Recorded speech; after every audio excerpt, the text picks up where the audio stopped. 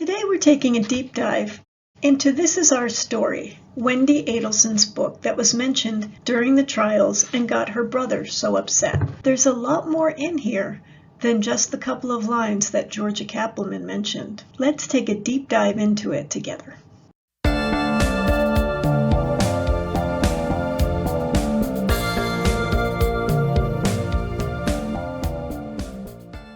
Hey everybody, it's Chris from Guilty Words, where we unravel crime one word at a time.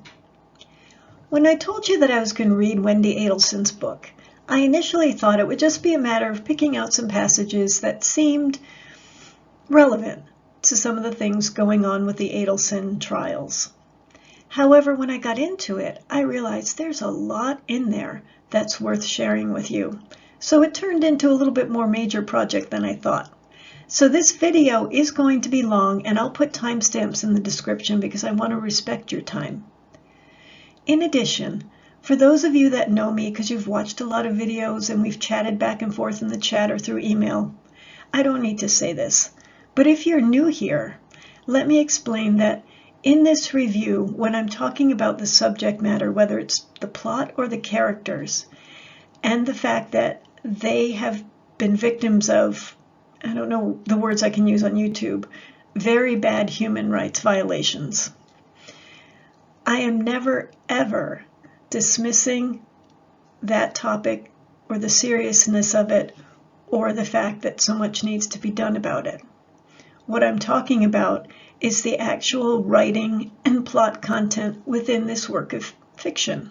Georgia Cappleman mentioned one particular line over and over again about that the lawyer Lily said about Hiawassee Springs. But actually, I found something else in there which chilled me a lot more. Without further ado, grab your coffee, tea, or whatever else you need, and let's start a deep dive into This Is Our Story. So here's our agenda for today. First, we'll talk about the book's structure and style, then about the characters and plot, and yes, I'm doing complete spoilers, so if you've had this book by your bedside table and haven't read it yet, you might want to read it and come back. Honestly, I would say don't trade a lot of your hours of your life reading this, just you can kind of get it from here. Consider this your Cliff Notes. Then most of our video is going to be spent talking about the character of Lily, who Wendy admits is a lot like her. The book is 235 pages and is divided into 3 sections. The first is Origins, the second is Transitions, and the third is New Beginnings.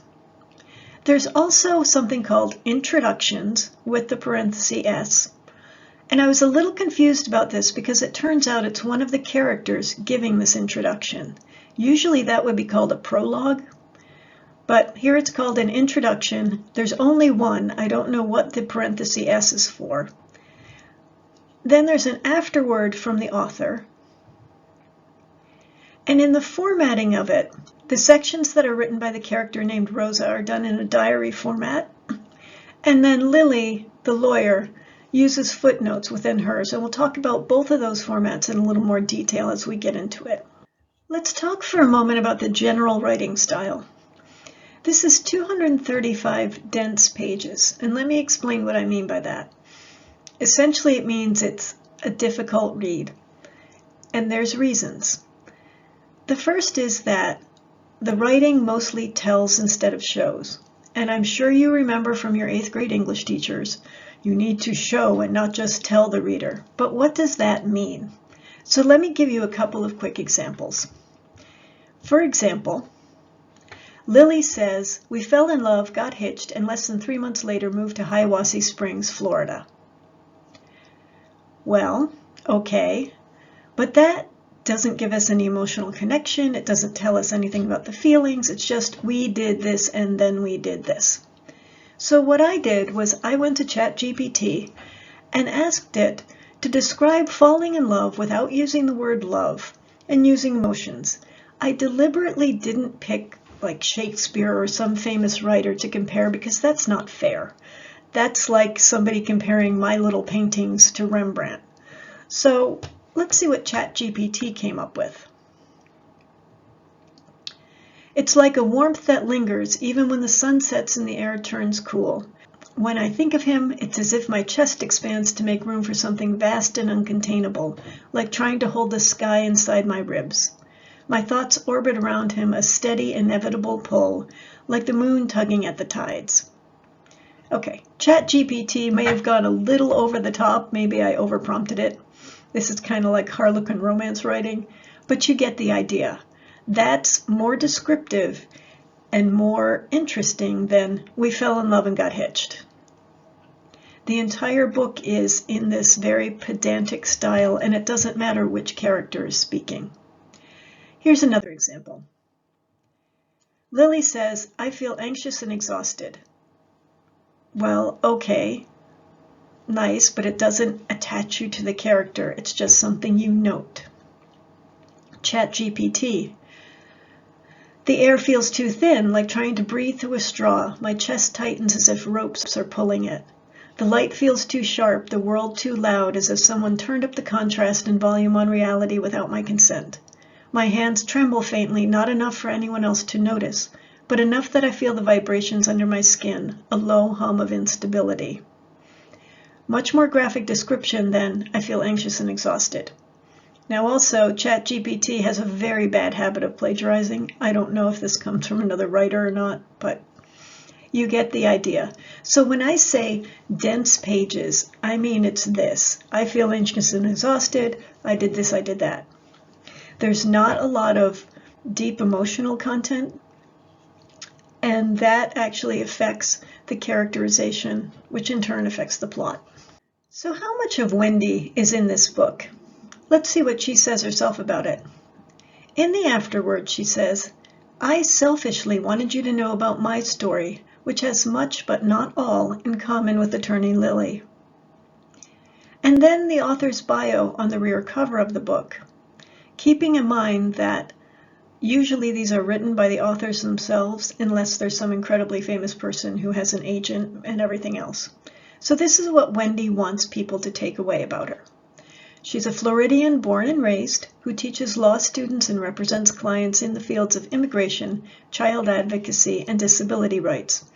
She has written for legal journals and produced a manual on special immigration juvenile status. All very credible, lends to her authenticity and expertise in the area she's writing about. She has been a contestant on The Weakest Link, a contortionist, and now a novelist. She resides in Florida with her boys. Now, these extra little add-ons, she's been a contestant on The Weakest Link, a contortionist, and now a novelist, have this sort of chipper bright, tee-hee sort of thing.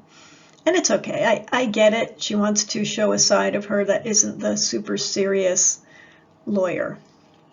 But we see this type of dichotomy of serious versus unrelated facts getting thrown in throughout Attorney Lily's narration.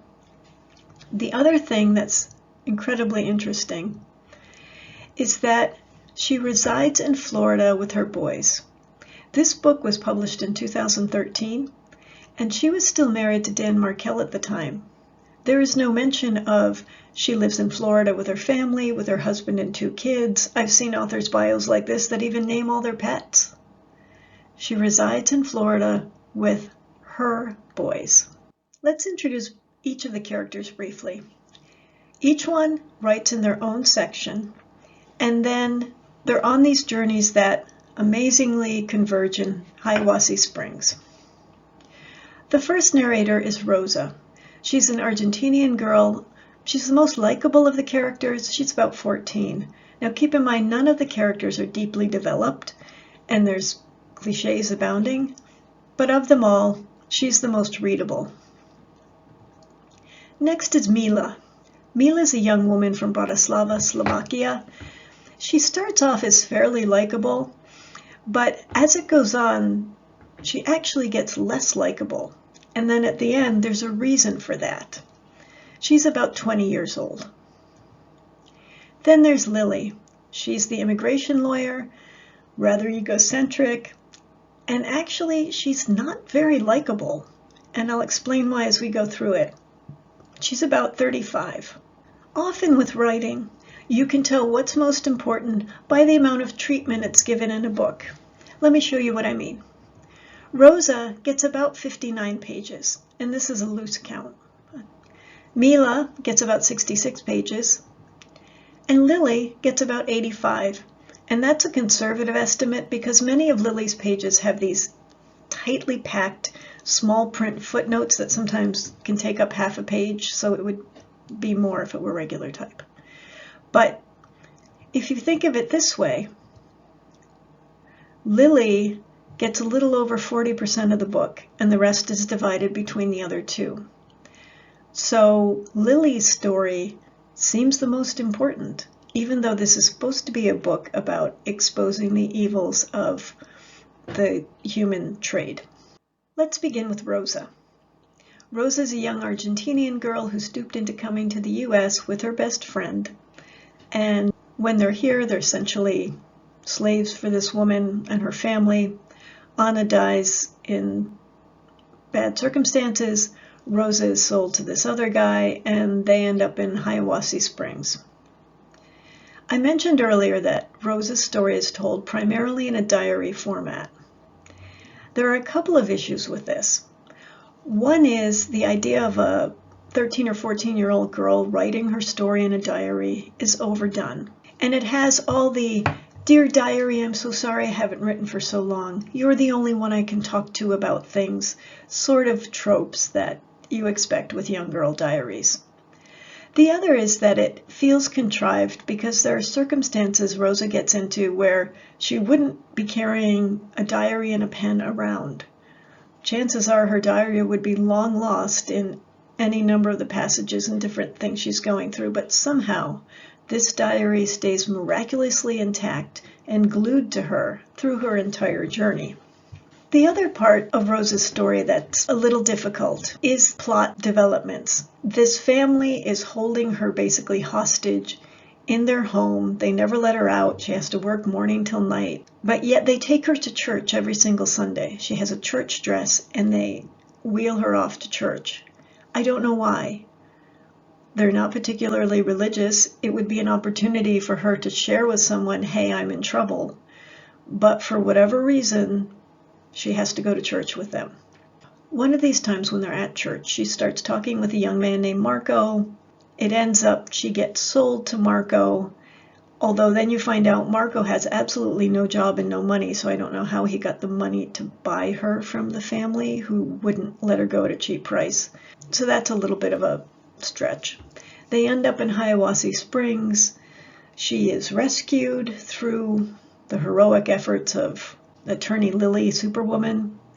She ends up going to school, and then somehow this other person in the story is going to go move with her grandchildren to Texas, so she leaves this beautiful 3-bedroom house for anybody to live in who needs it, who are clients of Lily's. And Rosa gets to live in this beautiful house, and her mother and sister get to join her, and they all live happily ever after. The character of Rosa is likable. She seems like a nice enough 13-year-old girl, but she's a surface character. You don't get any sense that anything she's gone through is really affecting her because there's no discussion of emotions. There's discussion of, "Oh, they beat me," and "Oh, I was sore." But no real discussion of the fear or the terror or the desperation. None of that, because none of these characters have that sort of depth. So though she's likable, she doesn't come across as believable.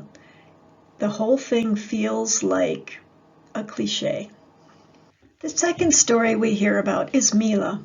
Again, it's first-person narration. She tells her story. It's not in diary format. Originally, she worked in a cafe in Slovakia. She is very aware of these obnoxious tourists and their flirting and all of that. She has a boring but very nice boyfriend, and she's close to her rather dramatic mother. In some ways, Mila has some parallels to Lily. Her overwhelming desire is to be an actress. She keeps talking about how beautiful she is, how beautiful other people tell her she is. And she comes to the U.S. under the guise of working in a restaurant. She's lured here. She ends up meeting a man named Chico. Now, For whatever bizarre reason, Chico and his friends run a Chinese restaurant, even though they're not Chinese, but whatever. And she supposedly falls in love with him, and then is surprised to find out he's such a bad guy. If she had been more developed as a character and was sort of a somewhat naive 20-year-old, okay. But it was made clear back in Slovakia that she was very aware of the games that young men played. So why she's so surprised by Chico is a little inconsistent. Her plot, Chico and his brother abuse her, she ends up working as an exotic dancer and more. She tries to escape, gets recaptured, ends up in Hiawassee Springs. She is rescued again. Not particularly grateful about the things that are being done to her because once she's rescued, she becomes a less likable character, which is odd. She gets pregnant. Her mom, that Lily has gotten her back in touch with, who used to be so supportive and loving, suddenly absolutely spazzes about this, which makes no sense either. When she first gets pregnant, she wants the baby and she's excited for the baby, and then she finds out the baby's going to be a girl, and then she doesn't want a girl because girls have too rough a life, so she has this baby. Suddenly she's all worried about, oh no, I've had a baby, but I still want to be an actress, even though she's had numerous opportunities to put the baby up for adoption or make other decisions or whatever it is, but suddenly her dream of being an actress is back. So 2 days after getting out of the hospital, she leaves the baby on the steps for Lily to take care of and vanishes. Oh, and by the way, she had a chance to get a lot of money from a settlement because of her abuse too. But she turned that down so she could go run off on her own with no money, but conveniently leave a baby for Lily, which we're going to talk about quite a bit.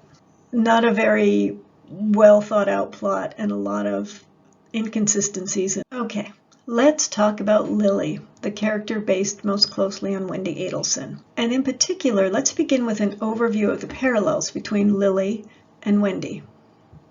When it comes to profession and background, Lily is also a young, idealistic lawyer working on immigration cases, aiming to make a difference in the lives of marginalized individuals. Wendy also worked as an immigration lawyer, focusing on human rights, and was a law professor. A troubled relationship with family. Lily has a complicated, intense relationship with her mother, who is depicted as overbearing and manipulative. Does that sound familiar? Wendy's relationship with Donna has also been portrayed as rather strained. Dissatisfaction in marriage.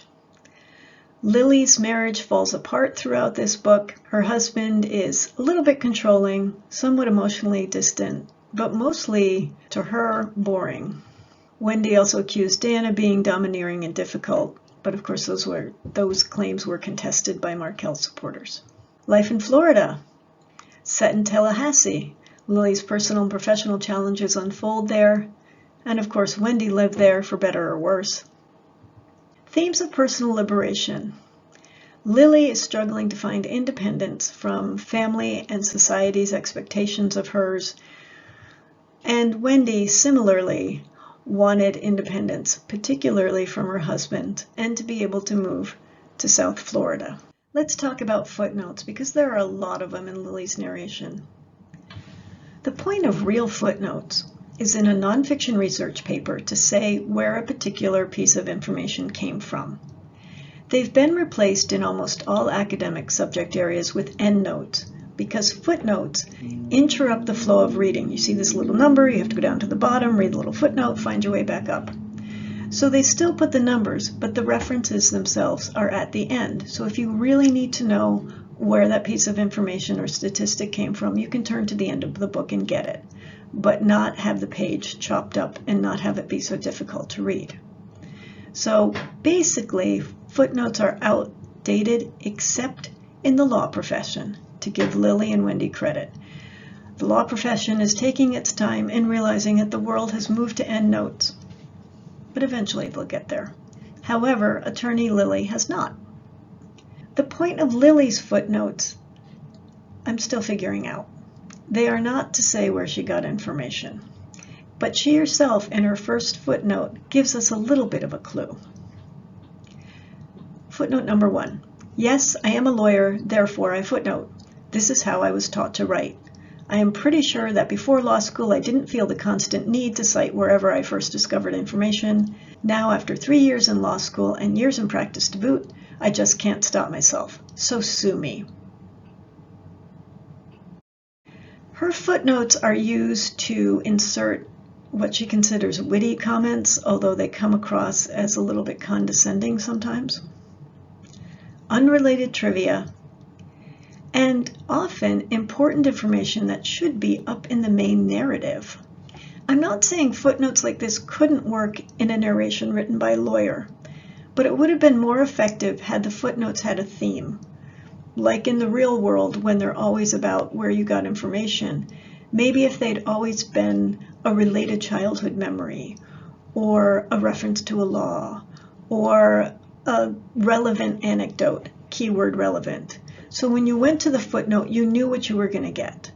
But in this case, the footnotes are a hodgepodge of things. Let me show you what I mean. Take a look at this last bit of her first footnote. Now, after 3 years in law school and years in practice to boot, I just can't stop myself, so sue me. This is a theme that we see throughout Lily's entire narration. This is how I am, period. She never has any insight into, maybe I should change and not do footnotes in a nonfiction writing that doesn't need them, that's not a legal brief. Maybe this would be annoying to my reader, so I shouldn't do it. It's, I do this, sue me, my way or the highway. And this type of attitude is all throughout the writing. It doesn't make her a very sympathetic character. The other thing about the footnotes is that they're often full of pointless prattle. And that's not just the footnotes. There's a lot inserted into Lily's narrative that makes me say, what does this have to do with the story whatsoever? Let me give you another example from a footnote of what I consider pointless prattle. This is footnote 23. She is in the middle of an entire chapter about where she lives and a squirrel being stuck in the wall. I don't know what it had to do with anything other than like sort of complaining about Hiawassee Springs, but then there's this footnote. Like footprints from tiny little angels that frequent rural Hiawassee Springs neighborhoods late at night, when all of the boys and girls of the town are tucked in their happy little beds. Something like that would have been great. Apparently I was asking too much. What does this have to do with people being trafficked? I'm not even exactly sure how it tied into her squirrel thing, but notice too the tone. Apparently I was asking too much. She has a very condescending and superior tone about things that go on in Hiawassee Springs. But we have a whole section on that. Stay with me. In addition, Lily, throughout this entire narration, does something we call breaking the fourth wall. In theater, it's when the actor turns and addresses the audience. And in this writing, it's when Lily addresses the reader directly. Oh, come on, are you really that curious? Do you really need to know every alarming thought my crazy little head comes up with? If you must, then I will indulge you. And I'm going to go ahead and read the rest of this footnote because I think it gives you a wonderful idea of how frustrating this book can be to read. And I'll even, I don't know if you can see it in the camera, but if you can see how long this footnote is compared to the rest of the page. The context is she's just woken up from a bad dream, and now she wants to talk about other dreams. And she says to us, oh, are you really all that curious? And by page 75 of this book, I could honestly answer, no, I'm not. But Lily, the narrator, doesn't really care about her reader's thoughts. She's going to share this dream thing whether you want it or not. And you tell me how any of this is related to Mila, Rosa, Lily's job, or the whole general subject of this human abuse going on. If you must, I will indulge you. Well, there was the circus dream where I was the dancing bear in the tutu and I was embarrassed by the little pink tutu that I had to wear. And I tried to complain to the head of the circus, who was that green lizard from the car insurance commercial with a Cockney British accent, and he just held his little green belly and laughed at me. Then, just 2 nights ago, I had a dream that Josh and I were living in Greenland, which is the cold and icy one, often confused with Iceland, which is the pretty country with a great view of the northern lights and the beautiful women that pirates used to steal. And I was pregnant with triplets, and after they were born, Josh's family moved to Greenland to help us take care of the kids, and I couldn't handle it. Now that's an interesting footnote. So I skipped town with the local pilot, and we moved to the part of Alaska where we spent half the year bathed in light and half the year shrouded in darkness, all year long with a pet moose named Sphinx. I love that moose, and I like the pilot well enough, but still I miss Josh and the kids, growing up in Greenland without me. And if you're sitting there with your jaw open going, what? Yeah. Pink tutus, bears, a moose named Sphinx, her dreams. You start asking a question that I ask so often in this book. So what? What? But there's more. Please stay with me. Let's cover the general plot of Lily's journey quickly, and we'll talk about certain pieces of it in more detail. But essentially, she's a corporate lawyer, has a whirlwind romance, moves to Hiawassee, gets a job. Job becomes her entire life. She develops a major savior complex. She wouldn't necessarily say that. She treats her hubby like dirt. She miscarries. Mila, the character, has her baby. Mila leaves. Lily takes the baby. Lily mummifies on the road. We'll talk about that. Josh leaves, and Lily and the baby are together, living happily ever after. So after thinking about it for a bit, I decided the best way to organize this would be to look at Lily's attitudes towards various aspects within her narration. So we're going to take a look at what she says about Hiawassee Springs, what she says about her husband Josh, her career, children in general, and her extended family, especially, yes, her mom, who happens to be named Diana instead of Donna. Let's talk about Lily's attitude towards Hiawassee Springs. In the trials, Georgia Keppelman kept bringing up a derogatory statement Lily made about Hiawassee Springs, and there are plenty in the book. But in fairness, I don't think that was the entire intent. Most of the negative comments about Hiawassee occur in the beginning of the book, and then there are some more positive-ish ones later. And I think what Wendy was trying to do was to show that when this character came to Hiawassee, they were unhappy and they were out of place, and that she grew as a character, started to love where she was, and then settled in. Unfortunately, the level of skill of the writing, the plot development, and the characters didn't sustain that outcome, in part because Lily's attitude didn't change from believing they're country bumpkins. Instead, it came into, I like these country bumpkins. Not a particularly endearing stance. But let me show you what I mean. In the introductions, with that plural S, Lily is talking about where this book came from and how it's set up. So it's written after the book is finished. And she does say,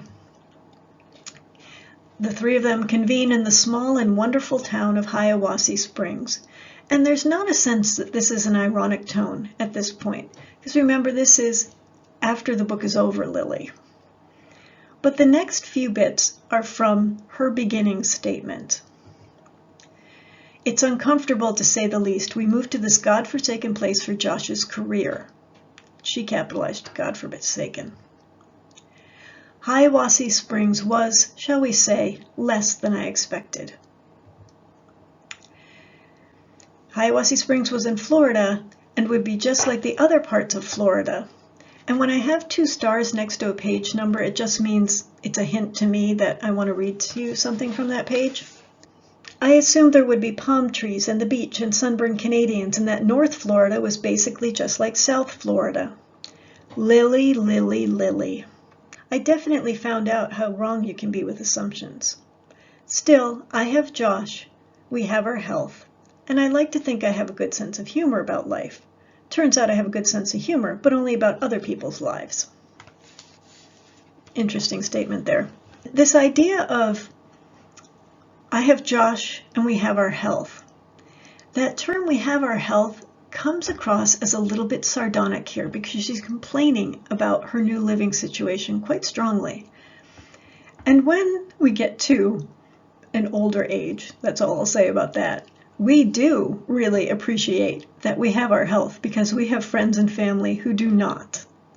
But when you're young and healthy and you say that, it comes across as kind of a, okay, I'm desperate to find something to be happy about, so I'll say I'm happy about my health. It comes across as a little bit sarcastic, and that's how it reads here. She's stuck in this place, but she has Josh, and she has her health. Neither one of which is going to be enough to sustain her. This was definitely not South Florida or the Northeast. This, my friends, is Hiawassee Springs, implying that South Florida and the Northeast have a level of sophistication that is missing here, and a level of things to do and culture that is missing in Hiawassee Springs at this point. Before we go on, I want to talk about one of Lily's most prevalent attitudes that occurs consistently throughout her narration, and that's her view of those that she labels nice, kind, or well-meaning. And she's talking at first about Hiawassee Springs and how it's been called America's friendliest town. And she's not saying it in a tone like that's a good thing. Let me show you what I mean. People in the Wassee are the kind that would run through traffic if you asked them to. And then she has a footnote. Again, a figure of speech. I mean, the folks here are kind enough that they would go the extra mile. But we aren't the kind of cruel people who would ask anyone to run through traffic, especially not for our own amusement. Okay, it's one of those ridiculous footnotes. But this idea that they go the extra mile, but she doesn't say they wouldn't run through traffic. She just says she's not the kind of person that would ask them to for her own amusement. There's a sense that she has the view that nice people are essentially stupid. They're not sophisticated like the Northeast or South Florida. They're nice. They'd run through traffic. And if you've ever been around arrogant people enough, you realize that they frequently make the critical mistake of associating niceness with either naivete or outright stupidity, or kindness for weakness when it is not. And that's what Lily does throughout this book. There are, however, lots of really nice people, almost painfully so. A little bit later in the book, she has a random story about a man that's trying to get help for a friend of his that's an immigrant. These folks were really nice and meant well, no question. But then she goes on to basically mock his ideas that are not going to work for getting legal immigration status for his friend. In talking about her husband, she says, especially when it comes to me, he always means well. It's infuriating. Many people would be happy with a partner who always meant well when they spoke to them. And this is actually Mila, who has some parallels to Lily in personality. Mila has a boyfriend in Slovakia before she leaves. Terribly, awfully nice Merrick with his short, well-behaved hair and clean white t-shirts and acid-wash blue jeans. She's scornful of him. He's boring. Let's take a look at how what Lily says about Hiawassee Springs changes a little bit as the story moves along. In the beginning, she is still complaining. Page 24, so I quickly learned that North Florida would not be what I expected. I found myself waking up each morning repeating to myself, Lily, everything is okay. You love Joshua. You chose this change. You are not a victim. She has to bolster herself up to face this horrible place she's been brought to live. Then she gets a job and she starts meeting immigration clients. And at one point she's having a meeting with a woman from Tehran and a translator and the woman's mother.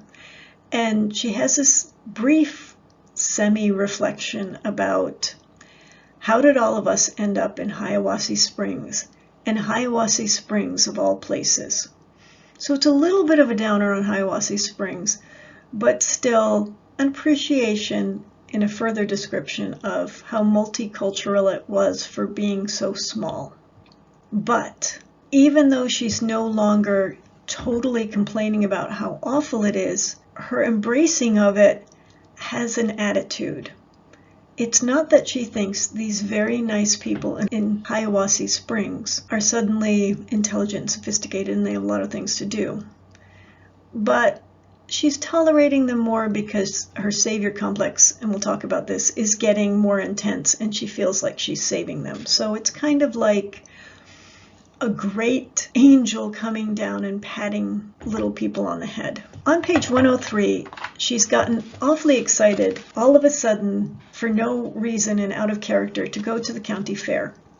And she's there and they're listening to a glee club singing. And this is her description. We watched some barely semi-professional glee club singers do a mix of singing and clogging for as long as we could possibly stand. And then there's one of those footnotes. For the record, I lasted 6.5 minutes. Josh skipped out at 3 minutes flat to use the bathroom. I found his excuse specious at best. The Hiawassee Springs town singers were awesome. Kind of. Further genre. Whatever genre that was, which was unclear. So she can't praise the talents of dancing or singing or anything with these people, but it's kind of fun in a country bumpkin kind of way. Later, when Josh wants children and she doesn't, one of the things she says is, I'm afraid of raising a child here. Now, she's already started to be invested in her immigration clients, but she still is not sold on Hiawassee Springs. She's just not doing quite as much, I can't get out of bed in the morning. And then when she is trying to raise money for this shelter and things, she's going around the area to various places looking for donations, and she suddenly has this warmth towards Hiawassee Springs. Now, I have never been the most fashionable in my cohort, even when I was making big bucks at the law firm. But seriously, folks around these parts are frozen in the 1980s. We've got big hair, those big glasses for men, lots of shoulder pads, colorful pumps, and hair-sprayed bangs. I almost expect to hear Billie Jean booming from a huge stereo slung across someone's shoulders wherever I go. I love their big hair and their big hearts. I never knew it was possible, but for all its ups and downs, I also love the Wassee. She is starting to like it there, but in kind of a benevolent tolerance, I guess I'd say. One of the most important areas of Lily's narration is the crumbling relationship with her husband. So let's look at what she says about Josh. First, about how they met. Everything that I never knew I was looking for in a guy and most of what I was hoping to find. And a footnote. Also, it helps that I was absolutely sick and tired of dating. I see dating at its best as nothing more than a romantic interview. Are you the kind of person who would produce good-looking, smart, and nice children and never cheat on me and help me clean up the kitchen and love me even when I'm grouchy and not trade me in for another younger model and not join the other team? He is my height, which is something I never considered pre-Joshua, because I had already determined that my dating window extended only from 6'2" to 6'4". I thought this one was funny, sweet, and smart enough to give it a shot, despite the fact I could never wear heels around him. Several things to point out here. Remember earlier when I said that whatever is written about the most is where your focus is supposed to be, and where the author sees the most importance, or the narrator. Meeting Josh, her husband, the supposed love of her life, gets a grand total of 150 words. She gave an entire chapter to A Squirrel in the Wall. Josh and this whirlwind romance, about 150 words. She uses qualifiers. Everything I never knew I was looking for in a guy, and most of what I was hoping to find. And in her description, I thought this one was funny. Not using his name, just this one. Like, okay, these candidates to be my husband. I'm tired of dating. He meets enough of them. Looks like kids would turn out okay. I'll pick him. She says he's everything that I never knew I was looking for in a guy. But she never tells us what that is. What qualities does he have that she admires that she didn't know that she wanted in a man? It's a casual toss-away statement because her relationship with Josh becomes very casual and toss-away. Everything reads like a checklist, which is rather ironic because one of her footnotes says, I love to make numbered lists. That's good. That changes the whole meaning of the book that we know that, Lily. Does he meet all the criteria? But also, look at her checklist for children. Will this kind of person produce good-looking, smart, and nice children? And we'll come back to this statement when we talk about her attitude towards children, which gets really bizarre in this story. Let's look some more at what she says about Josh and pay careful attention towards her tone and description of him. Josh definitely helped, or tried to.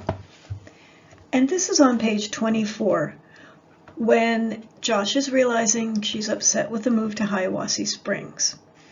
And Josh definitely helped or tried to. He found a website called morethanyoumightthink.com and would send me little clips from its bounty of cultural wonders available for viewing and attending in Hiawassee Springs. And then that includes things like going to a sewing class or a watercolor class, and she scoffs at all of it. Josh ineptly tries to help. I had made a good bit of money at the law firm, but we had spent most of my savings on the wedding and the move. She's supporting the family, not Josh. Josh still had gobs of loans to pay off from his many years of graduate school. And you're about to see another one of my pet peeves besides footnotes. They call each other baby names. I cannot stand it when adults call each other baby names or talk to each other in baby voices. You got a taste of this when I was talking about Lori and Chad Daybell and their insipid phone calls in jail. And little tee-hee stuff. There's an echo of it here.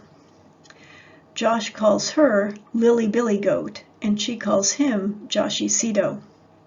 My brother's a psychologist, and I asked him once why some adults do this. And he said it's because it's to sound more childlike, to avoid confrontation, because who will confront a child? Well, let me tell you, if some adult is talking like a child, I'll confront him right here. Let's see how Lily and Josh handle their cute nicknames.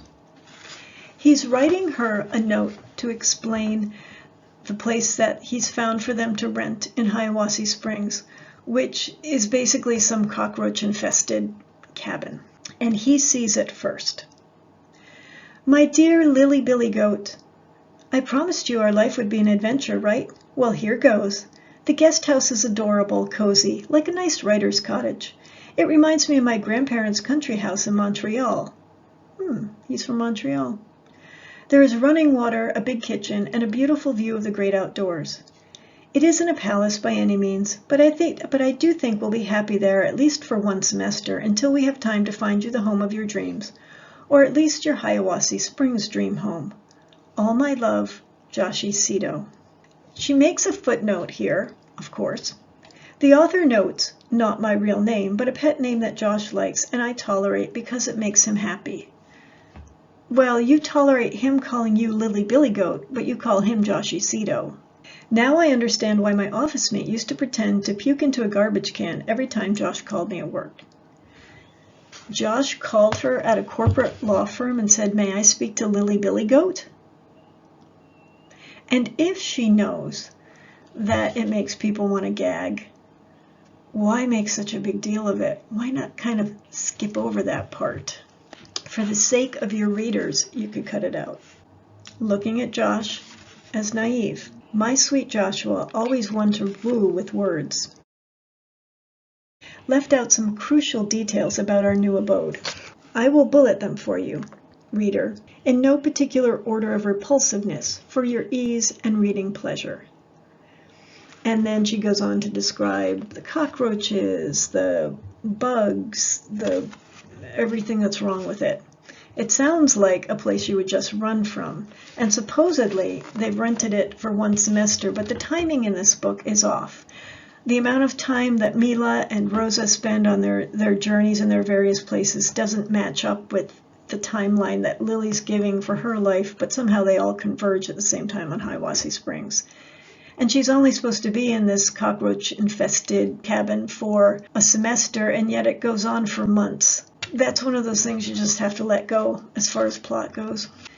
And again, treating Josh like a naive child, even though he has a PhD and he's a professor. She has realized that the funding for her beloved career is going out the window, and Josh knows that she likes the career and is offering suggestions. Lily, I think this job makes you happy. Do you want to stay at the IJC and just work without pay for a while? The funding may come back, right?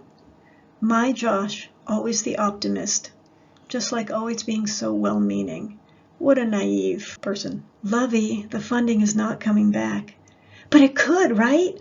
Or you could canvass the community doing fundraising, or you could contact your old firm or the National Lawyers Organizations and see if they want to help fund legal services for immigrants. Josh lit up with each new idea, as if he had just invented a solution to global warming. He truly believed he could fix anything for me. Sweetie, I will try all of those ideas. They are really good suggestions, and I will give it a shot. I didn't think they were good suggestions at all, but I didn't have the heart to tell him he didn't know the slightest thing about my line of work. The irony is, she goes on and she uses suggestions just like that to find some funding. Josh is just this eager kid trying to make her happy, and really saying, volunteer if you love this so much you can do it without pay. It's pretty generous, but she doesn't see it that way. Another trend with Lily, especially in her relationship with Josh, is an incredible lack of insight.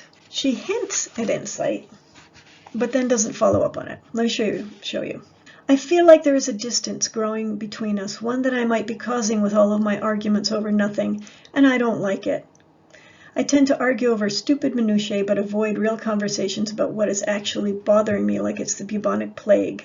And then she goes on, what is still getting at me, though, is that I am not ready to have children yet, and I just can't explain away that feeling. Could it be Josh? What is it that keeps me from wanting more to move forward with our life as a family? Good questions that never ever get answered.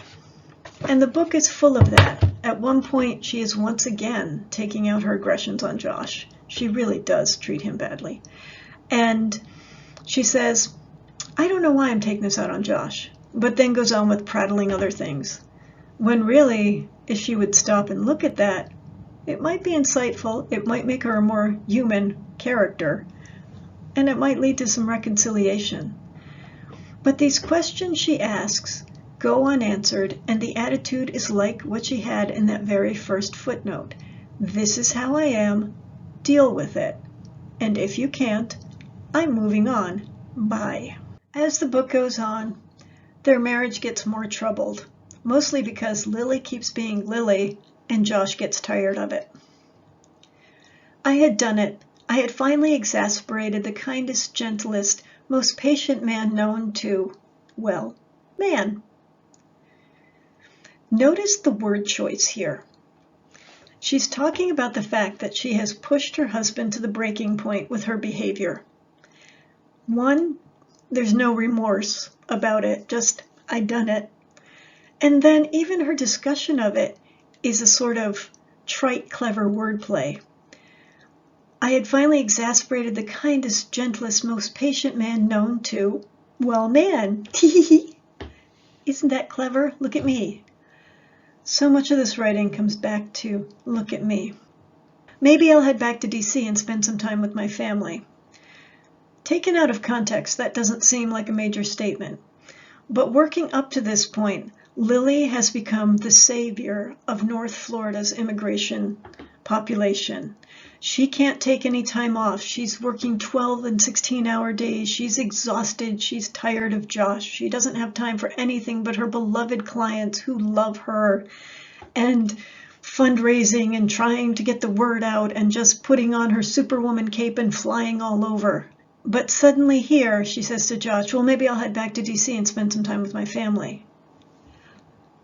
It doesn't match any of the characterization up to this point. It's supposed to be, I guess, some kind of threat or something, and Josh is kind of like, go.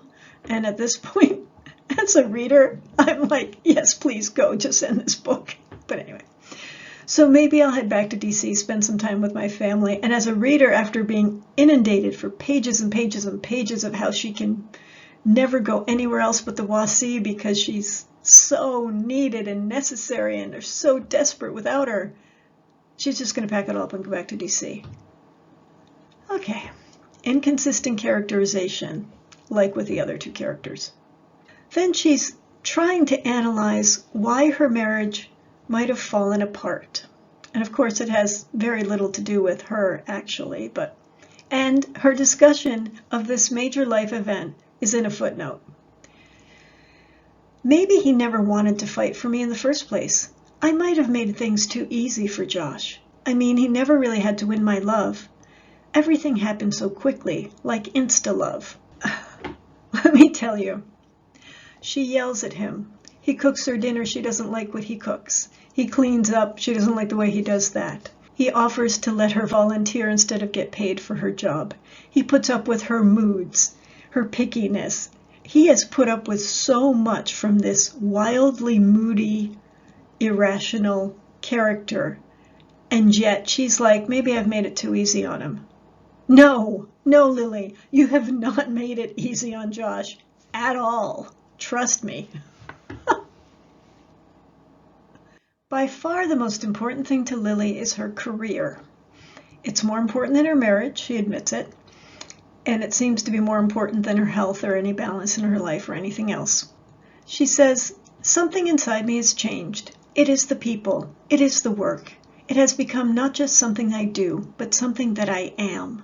I am now a public interest lawyer, a human rights attorney. My work has become inextricably intertwined with my identity, and I don't want to have to learn to be anyone else. I feel the most me I have ever felt, and I know that having a baby would change everything. With a baby, well, everything has to come first. I would want it to be that way. And yet right now, I want to put my work, my clients, before anything else. Finding her identity in work, suddenly not wanting children when maybe she had earlier because her clients are the most important thing. What's interesting about Lily when she's talking about her clients in this work is that it's not so much about the clients, it's about their need of her. She wants to be admired. She mentions at one point how she loves it when they come in and say, oh, you don't look old enough to be a lawyer. She wants to be needed, how these people come to her and they have no place else to go. She says she's the only immigration lawyer for miles around, but then mentions there are 4 or 5 immigration lawyers that send clients her way, although she calls them, there are 4 or 5 of these characters around. So she really isn't the only option, but she prefers to believe she is. I know that I am part of something at the IJC. I am part of the solution. I don't mean to be very dramatic about my work, but it feels important and timely. It feels essential, and I can't stop it now. Just like she couldn't stop using footnotes. Yes, certainly being an immigration lawyer is important and timely. But you're still allowed to have a life and a family, and there's no reason you can't do both. But for Lily, it's everything. These people need her, and she's going to fix it. She is Lily with a capital L. It's horrible to say, but having a baby now would feel like making a concession. I would feel folded back into my previous self. Her attitude towards children is they would make her life less. Also, the IJC is the organization that hired her to be an immigration lawyer in this area, but they kind of fade in the background and it becomes all Lily all the time. My half-Puritan roots and corresponding work ethic make it so that in many ways my work is my identity. Excuse me, I'm having trouble reading the screen, so I have to read this from the book. Without my work, I would just be a woman who gave up her high-powered job to live in a small-town America with her man. That story is fine for someone else, but it isn't my story. I am Lily Walker Stone. I am now an immigration attorney first, and someone's wife second. Well, that is a recipe to destroy your marriage. Her whole identity is tied up in her job. Her identity isn't tied up in relationships. It's not tied up in service. It's tied up in, I am an immigration attorney. What I find fascinating about this is that I've always wondered why Wendy Adelson was an immigration attorney. She seems much more like the corporate lawyer type to me, the power and the money. And yet looking at Lily and Lily's ravenous desire for the admiration of being a human rights attorney and having these people dependent on her and just looking at her as like a demigod, it makes more sense.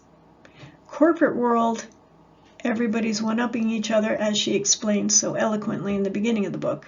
And there's not a lot of admiration. This, however, she's the smartest one in the room, and as she says in a footnote, not likely to get sued, and she can be the savior. What a wonderful job for someone who likes to be narcissistic and self-involved. Lily progresses from liking the job to getting totally absorbed by the job in an unhealthy way. She's talking about a character named Osa, who we never see again and is completely unrelated to anything. And at this point, the IJC has said she has about 6 months left before the funding's up. She says, Osa needed my help and I would give it to her. I would not be shutting down the IJC. I knew then that I would operate without money if I needed to. And I would trust, just like Osa did, against all odds that something would work out for us. It's the IJC's choice whether that branch gets shut down, not Lily's. She is not the IJC. She is an employee of the IJC. But now, it's Lily who's going to take care of this. And she would operate without money if she needed to. Well, good thing her nice husband will go along with that. I figured I could just kill 2 birds with 1 stone and start a program at the homeless shelter, or depending on how much money I could get, maybe even a separate shelter for immigrant victims of domestic violence who have no place to go. So first she decides, I'm going to just keep going without money. But then her dreams get grander, and then I can raise money and open a shelter. And maybe just, piggyback off the regular homeless shelter, but no, I'd rather get a special immigrant shelter. Her dreams, her involvement, and the admiration for herself are getting bigger. The days are long, but I hardly notice. This is what her day has become. The days are long, but I hardly notice. I have basically been working 7 days a week, sun up to sundown. I rarely take the time to eat, and recently became wary of any food item not wrapped in a foil wrapper. I have continued that schedule. Wake, work at IJC, speak to local groups after work, collapse, sleep, repeat, for several months now. I knew that I was tired and that I was probably neglecting Josh. Probably neglecting him? But he didn't complain, and I was too tired to really care. I was probably suffering from a bit of compassion fatigue, where everyone else's problems paled in comparison to those of my clients. I could no longer listen to my old friend's complaints about her pursuit of the perfect shoes without wanting to hang up on her, then smash the phone against the wall repeatedly, pretending it was her head. Okay, maybe the problem was just fatigue, sans compassion. Lily describes how she's feeling, and from an outside view, we can tell this is a woman who is way out of control. When you have reached a point where your whole life is this job or project or whatever it is, you're shutting out your friends, and not only are you shutting them out, but you're judging them so harshly that you want to take the phone and pretend it's you smashing their head against the wall. And yet there's no comment here about how wildly inappropriate this is. There's no insight from the character's point of view of, maybe I need to take a step back. Maybe I need to look at my relationship with my husband. Maybe I need to sleep. Maybe I need to set some boundaries. Nothing like that. because this is her identity, and she's going to do this because it makes her important. Here she goes. I got a group of law enforcement, social service providers, and members of the local women's organizations to begin addressing the problem of where to place women who flee domestic violence. The task force eventually wants to take on all kinds of issues of exploitation. So because of her, because apparently nobody in North Florida had ever thought of a homeless shelter or helping these people before, but because of Lily and her incredible work, there is a task force with a capital T of people gathered together to address this problem. And in the ultimate egocentric helping view, you know how little girls have their Barbie dream house? I have my Lily Dream Shelter with multilingual staff, therapists, doctors, and support groups on hand. I went to one domestic violence shelter in the south part of the state that called their clients guests and let them choose from different services offered up as if it was a spa. They had separate apartments for each guest with various amenities. One day we will bring that kind of care to the good people of the Wasi. So she has a Lily Dream Shelter. She wants this state-of-the-art shelter to be named after her. So everybody knows it's Lily who did it. And not only that, notice in South Florida, the sophisticated, not country bumpkin part of Florida, they have this already. This is what she wants, with her name on it. And then one day we will bring that kind of care to the good people of the Wasi. What a condescending tone. It sounds almost like a stereotypical fake politician speech. The good people of the Wasi, these poor, deprived people who couldn't possibly have a life before I got here. These good, nice people. Not, we're going to bring this help to people who have been through hell and back. Let's talk about Lily's attitude towards children. And this is the part where when I pulled it together, I actually got chills when I thought about Wendy and her children. At the beginning of the book, Lily wants children, but with conditions. She wants kids who are good-looking, smart, and nice. That's actually a pretty horrible checklist for children. What happens if your child isn't good-looking? What if they have a learning disability and they're not smart? Nice, in this case, doesn't mean stupid, it means compliant. Nice as in they don't argue back or try and set boundaries or push your limits to see how far they'll go. She wants perfect little children. What is she going to do if she doesn't get them? And it also shows a lack of insight into what parenting is like. As the book goes on, she wants children, but more in the abstract.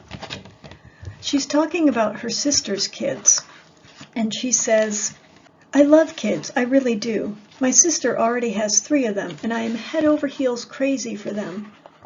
They are healthy and rambunctious and so much fun. I love watching the way my parents adore grandparenting and cherish the birthday parties and special blueberry pancakes that my little niece Ella loves for my mom to make. So she loves kids, somebody else's kids, but not for herself. Then, as she gets absorbed into her calling as this heroic human rights lawyer, she starts questioning what she needs and how giving to children, or her husband, or anybody but her clients, will interfere with that. She's talking to Josh about why she doesn't want to have children. I need to have a job. And now that I've uprooted myself to be with you, it needs to be a job that I care about, for me. And babies? Josh, are we really ready? Am I ready? I mean, I need to have a place to go where I have to shower and get dressed and put on work-appropriate clothing. I need to be outside the house. I just can't be home full-time with a tiny little screaming, pooping person and a baby on top of everything else. I'll go completely bonkers. I have moved far away from all of my family and my friends, and I am afraid of raising a child here. Pretty strong language about not wanting children, and I keep emphasizing this because of the sudden change that's going to come up several pages later. When she looks at having a child or a family, she looks at it as a bleak future. She does end up getting pregnant after one time thinking she was pregnant and having a complete meltdown and ripping Josh to shreds about it. And she actually, bizarrely, doesn't realize she's pregnant, thinks she might have a tapeworm until Josh convinces her to get a pregnancy test. Josh is thrilled. I want to be excited too. I do. This baby deserves two parents who are completely excited that this little person is coming to live with them. Still, it feels like some sort of anti-female conspiracy that just as I am reaching a high point in my career, a place where my work matters to people, and it matters to me, that I'm going to have to take a little time out. It's an anti-female conspiracy to have children. So after all this negativity, Lily ends up having a miscarriage and a partial hysterectomy. She's able to jump back to work within 2 or 3 days, judging by the weird timelines. And supposedly Josh loves her less because she can't have children now, although he never says or acts in any way that proves that. But she gets this weird, convenient idea that he does. At the same time, Mila, the Slovakian girl, has gotten pregnant. Lily has been taking her and hinting at almost having her get an abortion. Mila's mother did that sudden spaz about, I can't love you anymore now that you're pregnant, have an abortion. Mila keeps insisting they should have the baby. Lily is angry with Mila about wanting to have the baby, even though she hasn't lost her own baby yet. Finally, Mila, who spent a good dose of narration talking about how good she's going to make life for her baby, has the baby, suddenly decides she wants to go back to being an actress again before she loses her gorgeous looks, leaves the baby on the stoop of the shelter for Lily with a note, and takes off. And this is after Lily has explained to her she has a chance to have a large civil settlement and some other things, but nope, she's gone. Lily finds the baby, and then things get a little bizarre. Suddenly, Lily wants to be a mother. This little baby, she decides, should be hers. She puts the baby in the car and rushes to the Tallahassee airport to look for Mila. Now, Mila has no money, no way to buy an airplane ticket, no way to get to the airport, but that's where Lily decides that Mila is. And of course, Mila's not there. So as she's driving back to Hiawassee Springs with the baby in the car seat, she has an epiphany. And I'm going to read that epiphany to you. This woman who totally wanted nothing to do with children because of her career couldn't stand the thought. This is what happens. I ran over all the possible endings to Anna's story in my head. Anna's the baby. But my heart said one thing. This is your baby, Lily. You wanted some direction, and you might one day want the chance to have a baby. Well, here she is. I became Anna's mother on that drive. Somewhere between Tallahassee and Hiawassee Springs, I became the mother that Mila counted on me to become. Wow. So Mila actually, in her note, didn't give the baby to Lily. She just said, I know you'll find a good home for him. But Lily's reinterpreted the note. But in this drive back to Hiawassee with this baby, all of a sudden, all her fears about raising it in Hiawassee Springs, how can she do that and still get up and dressed and go do this super important job, and everything else melt away because she gets zapped by some heavenly inspiration? It makes absolutely no sense character-wise or anything, but it happens. She goes home, tells Josh that they're adopting a baby, and not surprisingly, Josh is like, what are you talking about? Do I get to say anything about this? And she's like, no. She basically says, I'm doing this, like it or not, and he leaves. As I looked at this whole story arc about Lily's sudden change to motherhood, I realized a couple of things. First of all, in Lily's version of motherhood, there is no Josh in the picture at all. She gets divorced, so Josh is out of the picture completely. Even his DNA is not part of the picture. She can go wherever she wants. She ends the story with the line, I buckled her into the car seat and stared at the poorly paved road stretching for miles ahead of us. I exhaled and started the engine. Now they're in the middle of town. I'm not sure why it's a poorly paved road stretching for miles, but I get the analogy. She and the baby can go for miles anywhere, although I thought she was so needed in Hiawassee Springs she couldn't. She and Anna, the baby, are a team. She's going to eat for two. They're it. In one last scene where she's finalizing things with Josh, she explains that the baby will have her last name. They haven't officially divorced yet, and Josh asks her, is the last name Stone? And she says, no, it's Walker, like mine. Lily ends up without a husband in the picture at all. Totally in charge of everything to do with Anna's life. No relatives of any type really in the picture at all. And making sure, as she put in a footnote, that when she adopted Anna, Anna had the same last name as hers. Awfully creepy echo to what ended happening with Wendy's kids a few years later. And last, let's take a look at what Lily says about her extended family. First of all, her family overall. She doesn't mention her family a lot, but the little she does say is intriguing. Her family is pressuring her to have kids. My parents had been telling me for years that after age 30 I would be a higher risk pregnancy, especially given our family history. They had already mentioned, not with great subtlety and more than a few times, that I should be ready to have a baby, especially now that I was married. There's a comparison to her sister. It's an odd little comparison because look at what the father does here. It reminds me of when my dad used to ask me, doesn't your sister have beautiful hair? I didn't think that Elena had beautiful hair. It was pale blonde color, limp and straight, but I also didn't think the bounds of decency permitted me to tell the truth. I knew that she envied my full-bodied auburn curls, even though I hated my hair, like almost every American teenage girl growing up. When I was young, I didn't have the fortitude to confront my dad privately to ask him not to put me in that situation. I just knew that I shouldn't tell Elena that I thought her hair looked like a dirty straw just stomped on by an angry albino horse. I mean, that's just not nice, right? So she's more beautiful than her sister, but her dad wants her to admire her sister's hair. Her sister already has 3 kids that make the grandparents very happy. They make blueberry pancakes.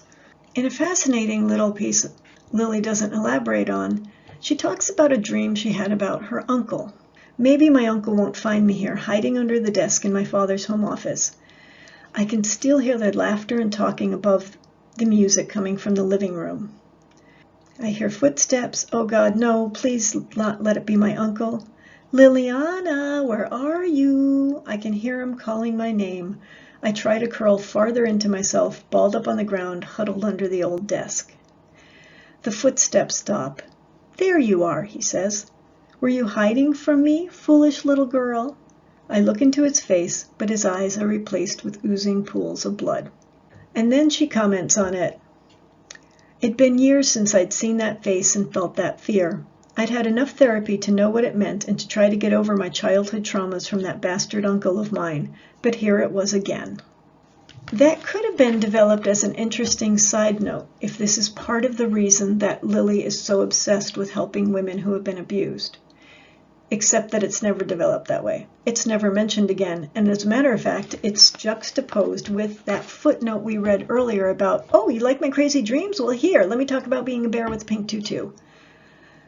Not sure why it's in there, not sure of the significance of it. Now about her father. Besides the weirdness of that conversation of admire your sister's hair, she tells another little tale about her dad. Funny that, the need to look the part of wherever you work. My dad used to be amused at the highfalutin attitude that folks who work at fancy stores would take, like Tiffany's and Coach and the like. They acted as if it wouldn't take a month of their salary to afford little items in that store, and treated the customers with privileged disdain. My dad really hated those salespeople. Again, this has no bearing on anything to do with the story, but it's in there. And I wonder if it's taken from any real life experience. Dad shows himself to be very judgy. So does Lily. Last but certainly not least, Lily's mother, Diane.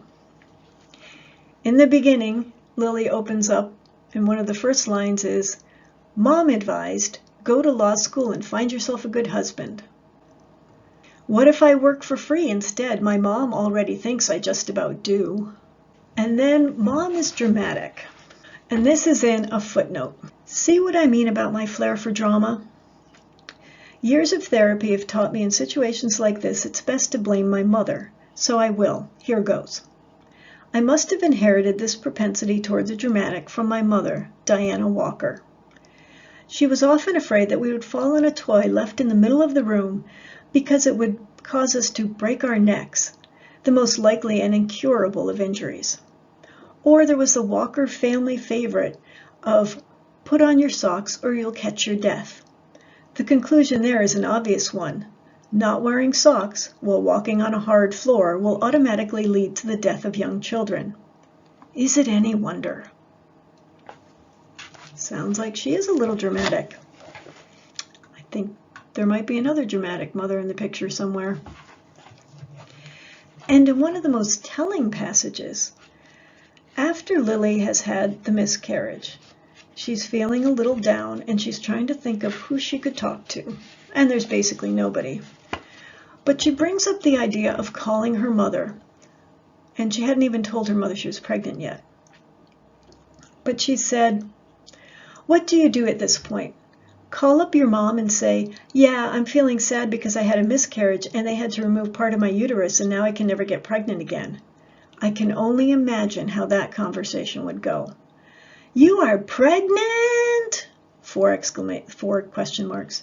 My mom would squeal into the receiver, incredulously happy, always half listening and looking for the most optimistic information. 'No, Mama, I was pregnant, but we lost the baby and I'm sad.' I would try to say it patiently, but my sadness would overwhelm me, and she would hear the anger in my voice. 'Oh, I see. Well, you can just try again. Trying can be lots of fun.' I would feel simultaneously softened and embittered by her desire to gloss over the details in the interest of moving on, and I would make some excuse about a client needing help, and I'd get off the phone quickly." I wonder how similar that is to conversations that Wendy may have had with Donna. Let me know in the comments what you think. Despite the cliched and often unrealistic plot lines going on here, and the shallow characters and lack of development of a number of things, there was one part in this story that almost made me get choked up. And I want to share that with you. It's in a footnote, of course, and it's on page 181, footnote 59. So we've been through 180 pages of this pedantic writing and everything else. Our story could easily end here. This is after all the bad guys have been convicted. The criminal court cases for Mila and Rosa are basically done, and they are on their way to recovering a sense of purpose for their lives, moving forward to the future. Our story is different. It doesn't end at the moment that the do-gooder police force breaks down the brothel door, releasing the child as slaves. And then there's a little bit of a preachiness there about continuing help.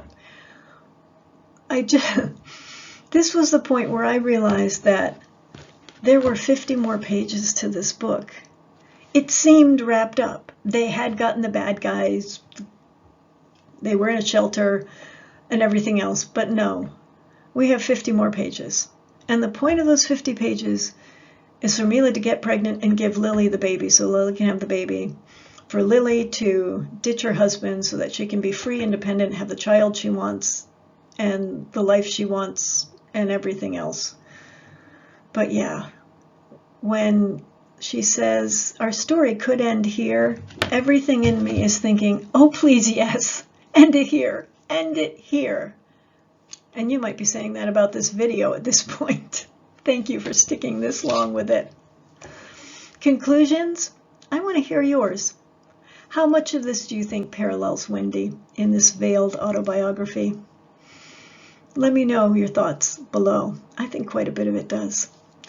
And if you're new here and you made it this far, I'd love to have your subscription. And thank you to all of you who have been supporting the channel through subscriptions and gifts, because this is listener supported and it is essentially taking the place of my second job. And I love it very much. So until we meet in the next video, please use your words wisely and well. Take care.